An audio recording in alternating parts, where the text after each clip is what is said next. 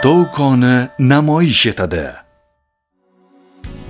Zaminning yurak urishini eshitish uchun uning tubiga yo'l ochish kerak. Burg'ulash qurilmasi shunchaki texnika emas, u zamin sirlarini ochuvchi kalitdir. Muruntov konida burg'ulash ishlari ishlab chiqarishning eng muhim bo'g'inlaridan biri hisoblanadi. Bugungi kunda konimizda 3 ta burg'ulash uchastkalari faoliyat yuritadi va ularning har biri umumiy natijada muhim o'rin tutadi. Hashimov Dmitriy Valeryevich birinchi burg'ulash uchastkasi boshlig'i 2012-yilda Zarafshon sanoat kasb-hunar kollejini tamomlab, mehnat faoliyatini Muruntov konida davriy uzluksiz texnologiyalar konchilik sexida elektrchilangar sifatida boshlagan. 2014-2015-yillarda energo sexda elektrchilangar bo'lib ishlagan. 2015-yildan burg'ulash sohasiga o'tib, burg'ulash mashinisti yordamchisi sifatida ishlagan va 2017-yilda burg'ulash uskunasi mashinisti bo'lgan. 2025-yildan buyon birinchi burg'ulash uchastkasi boshlig'i lavozimiga tayinlangan.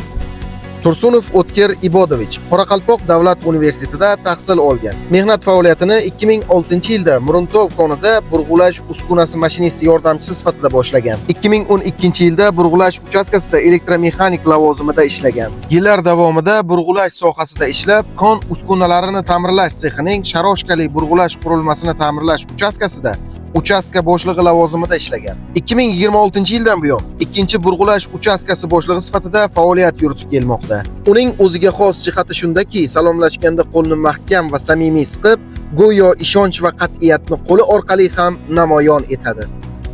Samiyev Fazliddin Asroyevich 3-burg'ulash uchastkasi boshlig'i 1998-2002-yillarda Navoiy davlat konchilik institutida tahsil olgan. Mehnat faoliyatini Muruntov konida burg'ulash qurilmasi mashinisti yordamchisi sifatida boshlab, keyinchalik burg'ulash qurilmasi mashinisti bo'lib ishlagan. 2012-yilda kon ustasi lavozimida ishlab, 2022-2025-yillarda Balpantau karyerida ochiq kon ishlari uchastkasida uchastka boshlig'i lavozimida ishlagan. 2025-yilda Besapantau konida ikkinchi sonli ochiq kon ishlari uchastkasida uchastka boshlig'i o'rinbosari bo'lib ishlagan. 2026-yildan buyon Muruntov koni 3-burg'ulash uchastkasida uchastka boshlig'i sifatida ishlab kelmoqda. Jamoada hazilkashligi va ko'plab ishchi xodimlar uchun ustoz ekanligi bilan ajralib turadi.